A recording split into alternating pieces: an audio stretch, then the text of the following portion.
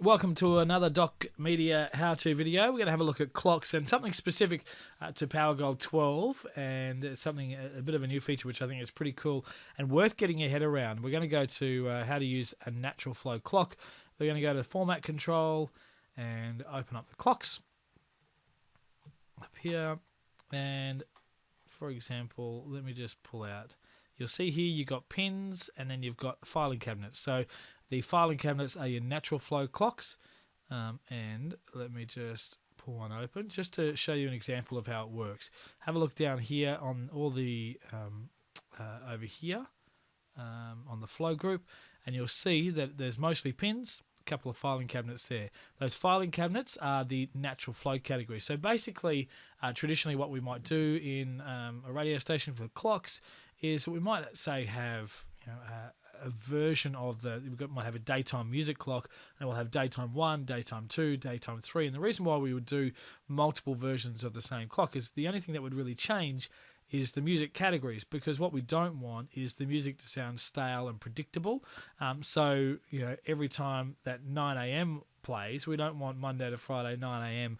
to sound too predictable and too samey. So we might change a few different categories. So for example, clock 1 appears on Monday, clock 2 on Tuesday, clock 3 on Wednesday, back to clock 1, then clock 2, and it just rotates. So then it just might alter the sound just subtly so that you just keep sounding slightly different.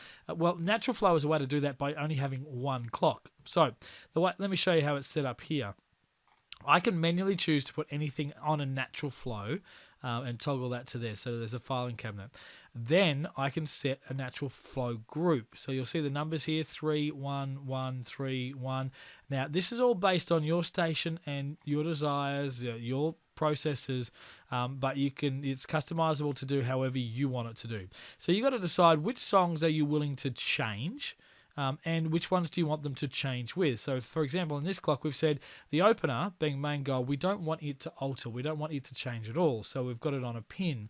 Whereas this one, number 3, is going to rotate with this one. Every time that clock plays, they're going to do a little bit of a swap. So that's a Christian recurrent and a Christian power. So they're going to alternate. Whereas the main hot, the main recurrent, the classic, they're going to rotate amongst each other. So there'll be one sort of change each time this category plays. So maybe this one will go to there, that one will go to there, and then that one might go to there. It'll just slightly alter each time. So every time that clock plays, it's a slightly different sound. A couple of things to be aware of, to keep your eyes on, and to make sure that you only have songs or the things that you want to rotate in that particular sort of group. Now you can do this with promos as well, so you can say I want a P1 promo to be in the first spot set, and then I want a generic promo to be in the second spot set.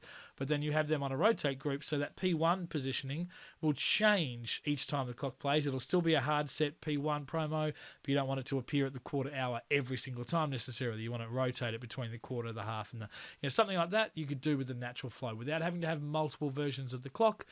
You can do that just by creating a group. So we might go number 4, promos rotate amongst each other, and that's how we will do that.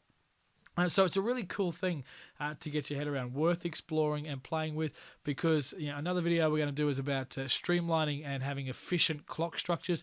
You don't want to have 150 clocks over the course of your grid, because if you do, every time you as a station need to make a slight change, you need to alter just something small, you've got to alter it within 150 clocks. So it might be a small change, but there's a lot of work to do with that. So if you minimize your clocks and bring them down to a fraction of what you would have in the old system, then you're less likely to have human error every time there's a clock change, much easier to deal with, and it's just much more streamlined and efficient whenever you need to do anything slightly different. So I hope you explore how to use natural flow clocks, because it's a pretty cool feature in Powergold 12, something well and truly worth checking out.